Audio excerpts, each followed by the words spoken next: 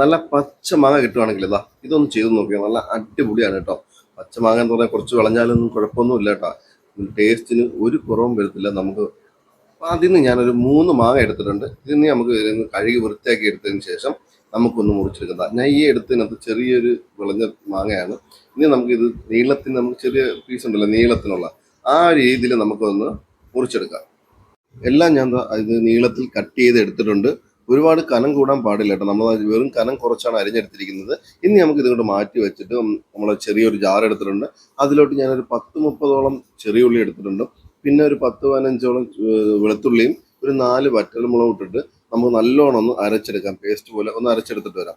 എന്നിട്ട് നമുക്ക് ഒരു ഇരുമ്പ് ചട്ടി അടുപ്പിൽ വെച്ചിട്ട് ഒരു 3 സ്പൂണോളം വെളിച്ചെണ്ണ ഒഴിച്ച് കൊടുത്ത് ഒന്ന് ചൂടായി വരുന്ന സമയത്ത് നമുക്ക് ഒരു 1/2 ടീസ്പൂൺ കടുകും കുറച്ച് കരിവേപ്പില ഇട്ട് ഒന്ന് പൊട്ടിച്ചതിന് ശേഷം നമ്മൾ അരച്ച് വെച്ചിരിക്കുന്ന അരപ്പുണ്ടല്ലോ ആ അരപ്പ് എണ്ണയ്ക്കകത്തോട് ഇട്ട് കൊടുത്തിട്ട് നമുക്ക് അതിൻ്റെ പച്ചമണം മാറുന്നവരെ നല്ലോണം ഒന്ന് ഇളക്കിയെടുക്കാം.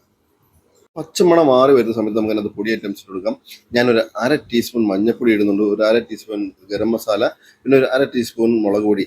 ഇതെല്ലാം ഇട്ട് കൊടുത്തിട്ട് അതിൻ്റെയും പച്ചമണം മാറുന്നവരൊന്ന് ഇളക്കിയതിന് ശേഷം നമുക്കൊരു നുള്ളു വെള്ളം ഒഴിച്ച് കൊടുക്കാം. നുള്ളു വെള്ളം ഒഴിച്ച് കൊടുത്തിട്ട് ഒന്ന് ടൈറ്റാക്കി എടുത്തതിന് ശേഷം നമ്മളിപ്പോൾ എടുത്ത് വെച്ചിരിക്കുന്ന മാങ്ങ ഉണ്ടല്ലോ ആ മാങ്ങ ഇട്ട് കൊടുത്തിട്ട് നല്ലോണം ഒന്ന് ഇളക്കി ആ മാങ്ങയ്ക്കകത്തെല്ലാം ഒന്ന് ആവുന്ന രീതിയിൽ നമ്മൾ അരപ്പ് പിടിക്കുന്ന രീതിയിൽ ഒന്ന് റെഡിയാക്കി എടുക്കാം. കൂട്ടുകാരെ, ഈ സമയം കൊണ്ട് നിങ്ങൾക്ക് ഇഷ്ടപ്പെടുവാണെങ്കിൽ ഒന്ന് ലൈക്ക് അടിച്ച് സപ്പോർട്ട് ചെയ്യാൻ മറക്കല്ലേ കൂട്ടുകാരെ. പിന്നെ നിങ്ങൾ ഫോളോ കൂടെ ചെയ്യണേ. മാങ്ങ നല്ലോണം ഒന്നും വെന്ത് പോകണ്ട. നമുക്ക് ജസ്റ്റ് ഒന്ന് കറക്കി മാത്രം എടുത്താൽ മതി. കാര്യം പറയാൻ വെന്ത് പോയി കഴിഞ്ഞാൽ അത് കുഴഞ്ഞു പോകും.